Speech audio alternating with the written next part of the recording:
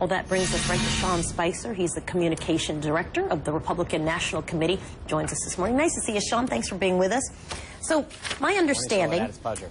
Great to see you. My understanding is that the convention center, excuse me, is in evacuation zone A, which means that if this thing does become a Category 1 hurricane, you would be de facto evacuated. What are the plans around that? Well, all I'm going to get into is say that we do have contingency plans to deal with weather-related and other circumstances that may occur to ensure that, A, the business can go on at the RNC and that Mitt Romney and Paul Ryan will become our nominees, and that the safety and of the folks here attending it and in the Tampa Bay community are taken care of. But we're hoping for the best. We've got the plans in place should anything occur, and that's how we're going forward. We're going to keep looking forward to having a great convention. The Tampa Bay community here has done an unbelievable job welcoming us and becoming a great host for this convention.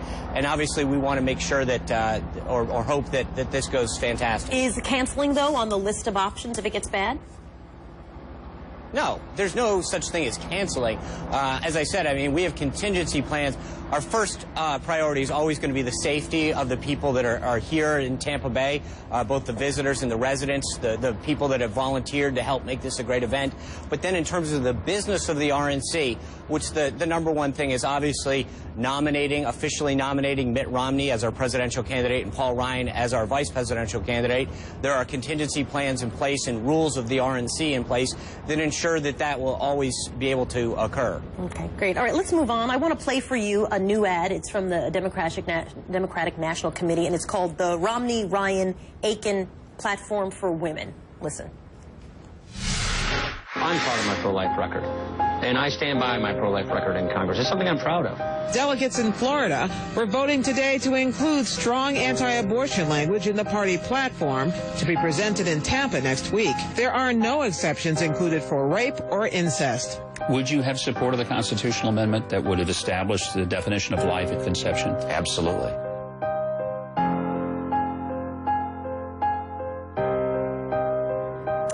So clearly this is what has been done, is what we were talking about at the beginning of the week we expected would happen, which was Democrats were going to try to take the Congressman Aiken mess and connect it to Mitt Romney and Paul Ryan, and they have done that in that ad. What is a convention strategy that turns that around? Is there one? Well, it happened well before the convention. I think Congressman Ryan, Governor Romney, and everyone in the Republican Party leader from our nominee to Senator McConnell, the head of Senator Cornyn, the head of the Senatorial Campaign Committee, down to every elected official that I'm aware of at the dog catcher level, has come out in strong opposition to the comments that Congressman Aiken made, has called them indefensible, wrong, just don't make sense. I mean, from every level, we've denounced these comments. So I think any attempt to try to tie them is ridiculous on its face. Second of all, with respect to the ad, the Republican Party is a proud pro-life party. We've been that way for decades, and if that's something that they think is news, I'm a little bit shocked. But more importantly, I think, again, what this ad does is attempt to distract from issues that the people throughout this country are focused on, and what Governor Romney and Paul Ryan are focused on, which is first and foremost the economy and jobs. Yeah, but no one's really talking about the economy and jobs right now. Let me ask you a question, because you said, listen, this is a pro-life party. Everybody knows that, and if it's coming as a surprise to people, then that would surprise you. Let me play a little bit of what Paul Ryan said when he was asked a question on the airplane yesterday. I'm proud of my record. Mitt Romney's going to be the president. The president sets policy. His policy is exceptions for rape, incest, life of the mother. I'm comfortable with it because it's a good step in the right direction. What's that mean exactly? His policy is exceptions for rape, incest, and life of the mother. Excuse me. I'm comfortable with it because it's a good step in the right direction. So then, if it's not the completely right thing, but it's the right direction, what would be the thing that he'd be comfortable with? Well, let's start at the top. The Republican Party, as I said, is a pro-life party.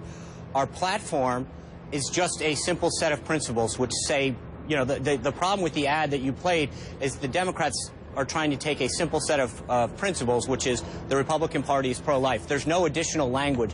So to talk about exceptions or whatever is just not found in the platform. We also have a principle that says we are for a balanced budget amendment. We don't get into details about whether we support cuts here or right, there. But that platform is more specific than you're making it sound, Sean. I'll read it to you. No, it's not. It is, though, really. Yep. I'll read it to you. Great. Here's what it says. It says, the second part of it says, we support a human life amendment to the Constitution and endorse legislation to make clear that the 14th Amendment's protections apply to unborn children. So that is far more specific. So there is no exceptions written there, but clearly, and if you look at what has been proposed, I think it's H.R. 212, proposed on January 7th of 2011, it's very specific, right? The bill to provide that human life shall be deemed to begin with fertilization. That's specific, isn't it? Okay. Right. So first it says, what you just read to me says that we are a pro-life party. It's the same language that we've had in there since 1984. No different. So somehow, again, this is news to anyone, is amazing. And it states a general principle, which we believe in the concept of life.